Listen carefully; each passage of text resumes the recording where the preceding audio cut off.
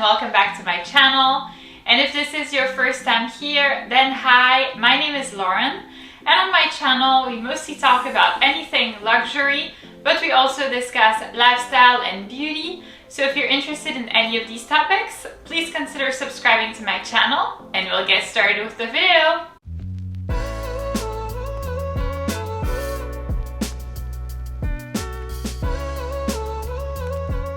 So in today's video, I'll be presenting you the 5 luxury handbags that I would not buy if I were you.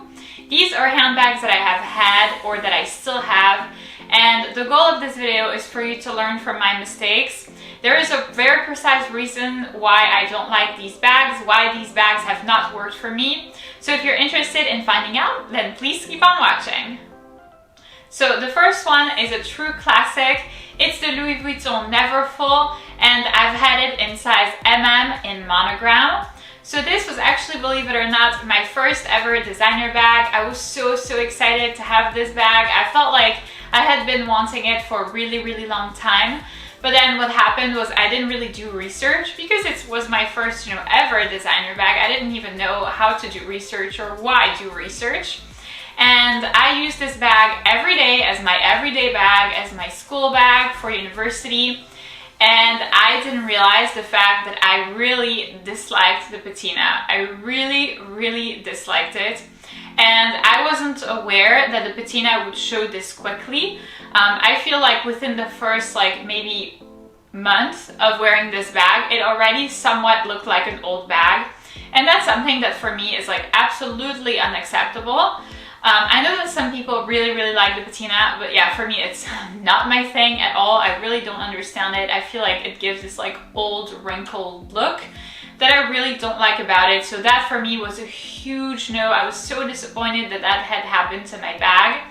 I also feel like this bag is so everywhere, so cliche, that in the end, I wasn't excited to use this bag anymore because it seemed like so many different people had it, that it was such a huge thing that it didn't feel special anymore. It kind of felt like whatever, if that makes sense. And it really didn't feel like, an everyday type of pleasure. It just felt like I was grabbing a $40 handbag in the end. So for me, this bag did not work. I'm obviously aware that it is a super duper popular bag, that a lot of people liked it. This is why I've actually included it in my best tote bags video. By the way, if you are interested in seeing this video and learning a little bit more about the tote bags that I do recommend, then I will go ahead and leave it in the little information link over here for you to see it. This bag for me did not work because of the patina and also because of the level of popularity. But I understand that it is practical.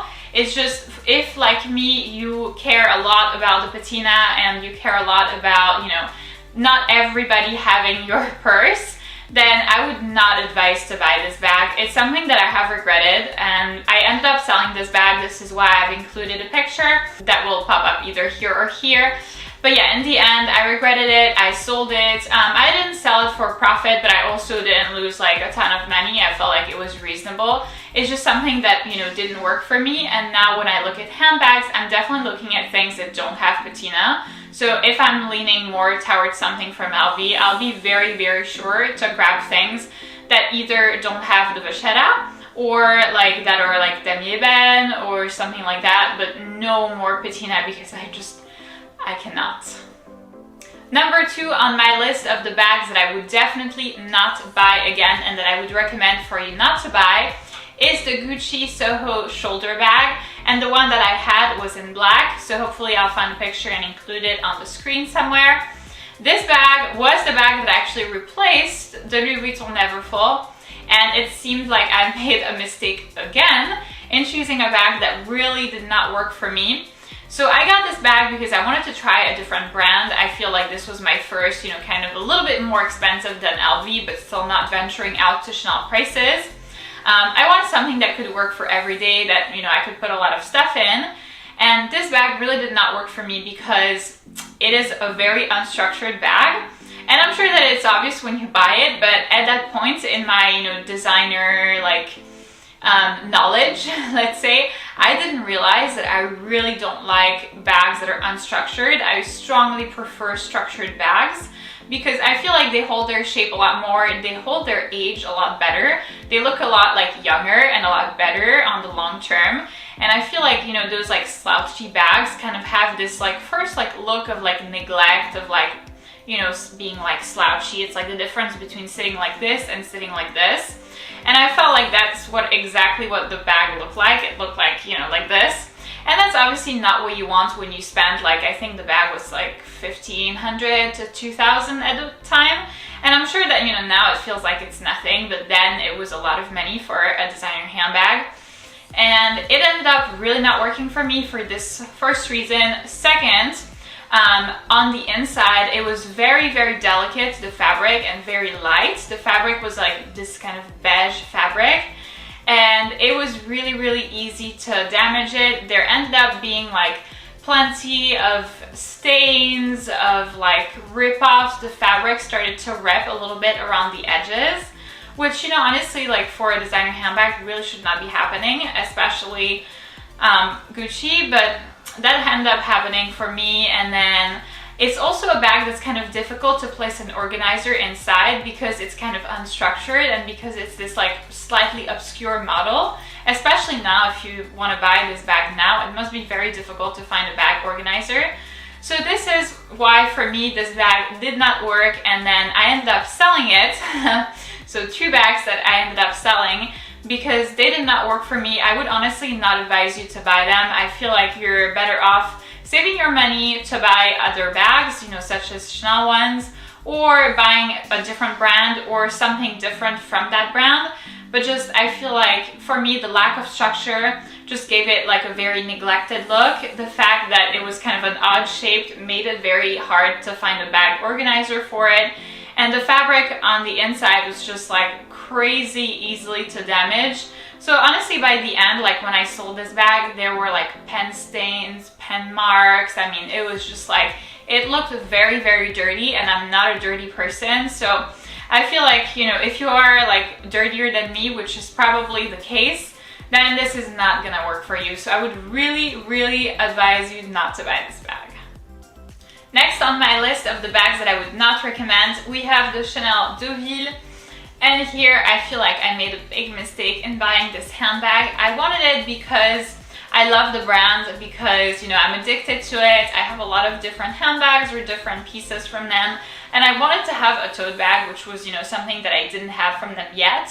And I felt like I could pull this off and that it was a good idea because I'm on the tall side, or I'm rather very, very tall. If you've been subscribed to my channel for a while, you probably know by now that I am 5'11" or 180 centimeters. And I thought that I was gonna be big enough to carry this bag, but let me tell you, that was not the case. I would not recommend this bag because there is like a 99.9% chance that you're shorter than me. And honestly, if you are taller than me, please leave a comment below so I know that I'm not the only giraffe here. But yeah, like 99% chance you are shorter than me. And it is a very, first of all, heavy bag. This bag is currently giving me an arm workout. I'm like supporting it with my hand here, and it kind of feels like a little heavy already, and we've just started talking about it, so not great. And that's when the bag is empty. Obviously the goal of this bag is to, you know, fill it with a bunch of different things, with like a bunch of stuff, because it's so roomy, so that makes it so heavy when it's full.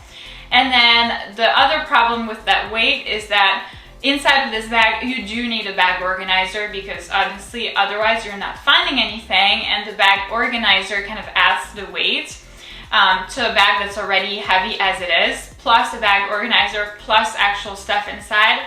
This makes it really unbearable. And then I also feel like the bag is a little bit bulky, like it's just so big. Like I have very big hands for a girl, and see, I can barely like hold my hand here. So that's probably like maybe 24 to 25 centimeters. And it looks very, very large on me. I feel like it looks a little disproportionate. And like I've mentioned, I am so tall. So if it was going to work on anybody, it would work on me. But yeah, it just ended up not being a bag for me. For this reason, I rarely reach for this bag. I feel like, you know, I'll reach for like another Chanel handbag if it's an occasion, or I recently bought a Dior book tote that I like a lot better, that I feel like is a lot better sized and suited for me. So I end up reaching a lot more for that one. The only reason why I still have this bag and I'm keeping it around is in the event that I need a diaper bag in the long-term future, then this would be a nice bag to have for that, because it's very roomy and because you're also probably not carrying the bag because you have it kind of attached to the stroller, then that makes it like a good idea. But honestly, if it's not to use as a diaper bag, I would really not recommend this bag because it is just very heavy, very bulky, and even though it's Chanel, because of these two things, it, in my mind, ends up not being very classy. So I would not recommend getting the chaneldeauville, especially in size medium, if you're shorter than me. The next bag that we're going to talk about is from Prada, and it's the Prada Vuitton shoulder bag. And again, I feel like I made exactly the same mistake as I did for the Gucci Soho shoulder bag. It is, believe it or not, like almost the same bag. I mean, it's not exactly the same bag in the sense that the Gucci one is a little bit more roomy and is a little bit more of an everyday bag, whereas the Prada one is a little bit more of like a work bag. But the same problem happened, and I can't believe that I didn't see this. It's just that it's a very slouchy bag and it's very unstructured, and so it ended up looking old and wrinkled very quickly, and I ended up not liking that at all. And I feel like, you know, what had happened was that I had found it at the outlets, and I felt like I was so happy to have found, you know, like a nice bag from a nice brand at such a discounted price. And I felt like I was buying more the price than the handbag itself, which is the thing to never do. I would recommend never doing that. That is like the stupidest thing you could do on the planet. And obviously I did that. Yeah, it's not great. And you know, I regretted this purchase like almost immediately. If I have to be honest with myself, like almost immediately I knew that this was a bad idea. But then obviously it's the outlets, so you can't like take it back. And then it kind of like sat in my closet for a really, really long time. I never really used it. I kind of used it like once or twice, like maybe 10 times max. But always with this kind of like, I have to use this handbag. And that's really, really not the vibe that you want to have when you use a designer handbag, something like you have to do it. So yeah, for that reason, this bag really didn't work for me. When you buy designer bags at the outlets, first of all, I would perhaps even say avoid doing that, because you will most likely be buying a price, and I feel like it's very, very hard to have the self-discipline once you're there to tell yourself, do I really want this bag? Do I really need this bag? Does this bag really fit my needs? Or am I buying it because, well, the price is very reasonable and, you know, I could always use a different bag? Something like that. So that's really my recommendation, the thing that I would not do if I were you.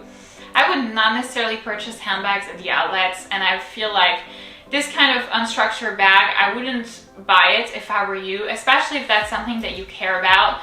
But even if not, I just feel like it always ends up having this kind of neglected look, and it doesn't look good on anybody. I just don't feel like it's classy, it's elegant, it looks like, you know, you put a lot of effort in, you did a bunch of research on, you know, what you were going to look like. So yeah, for me, these are the types of handbags that I would really not buy. These unstructured bags are a big no-go for me. And lastly, the last handbag that I would not recommend buying is the Yves Saint Laurent Sac de Jour in size small. The one that I have was in black, and here it's a funny story. But based on everything that has happened up until now, you can probably guess what this problem was. I overcorrected. So I went from having these like super slouchy bags that were really unstructured to being like, okay, now you need to make better choices. I feel like we're in preschool, you need to make better choices. You need to make better decisions, more informed decisions. You like structured bags, so you need to find something that's super structured. And boy, let me tell you, this bag was very structured, like very, very structured. Impossible to lose structure ever. The problem, however, was that I have overcompensated and didn't really think of the fact that this bag was very large and very bulky, but not super roomy. So the initial thought of buying this bag was to kind of having it as a work bag slash going out, like, you know, going out to like a restaurant, maybe type of handbag. And what ended up happening was that because of the closing system on the top, it made it very difficult to fit like, you know, a big laptop inside, plus like copies, plus like, I don't know, a water bottle or anything that I would actually need remotely during the workday. So that made it very hard to use it as a work bag. And then for a going out bag, in my mind, it was just so large and bulky. I know that the name is small, therefore it suggests that, well, it is small. But believe me, this bag was nowhere near small. And even on me, and I'm already tall, so I feel like on most people, this bag would look, you know, huge. I actually did a comparison video with the size Nano, which I still have. So the size Nano is over here. And I love the size Nano and I kept it. But this other bag and this other size was really not for me. If you are interested in seeing the comparison video, I will go ahead and leave the video and the little information link over here for you to see it. Please bear in mind that I have filmed this video like probably 2 years ago at the start of my channel, so the quality must not be amazing. Oops.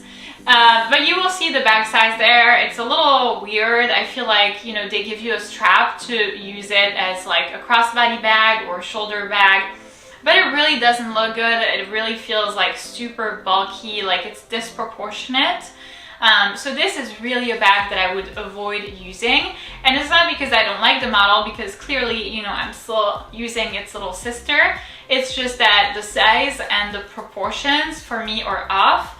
And that's even for somebody who's tall. So I feel like if you're tiny, if you're like, I don't know, 5'2", then this bag is really, really not going to work for you. It's just like a waste of money and a huge mistake. I also feel like the resale value on these is not great. So if you do, you know, end up buying it and then you want to resell it, and maybe a little bit hard for you to get your money back. It's definitely a little hard for me to get my money back. And then the last thing that I will say about these is that the leather tends to scratch a little bit more easily than other bags. So it's not nowhere near, you know, lambskin leather for Chanel, but it's still like more fragile than anything else. And here, because the bag, the Nano one, is small, I don't know why, I feel like it's just easier to take care of it. It's easier to make sure that the corners are not, you know, rubbing anywhere or not being damaged. And I felt like for the size small, the corners were always ripping on some sort of a surface. I was always like banging the bag in the corners as I was, you know, holding it over here on my elbow. It became a huge problem. And it was just a bag that was very difficult to take care of, and that was just disproportionate. So this is exactly the type of bag that I would refrain from, and also the type of behavior that is not a great idea, which is, you know, to kind of overcompensate and go in a total different direction, which is also not right for you. So definitely think about your purchases. So that's it for this video, guys. Thank you so much for watching. I hope that this video was fun and also informational for you in case you were thinking of acquiring any of these handbags. I would really like put my foot down and tell you to think about it twice or maybe even 3 times, because these are handbags that I would not recommend. I felt like, you know, I made mistakes there. And if anything, the goal is for you to learn from my mistakes and not fall in the same traps. So if you did enjoy this video, please give it a big thumbs up, subscribe, and I'll see you in my next one.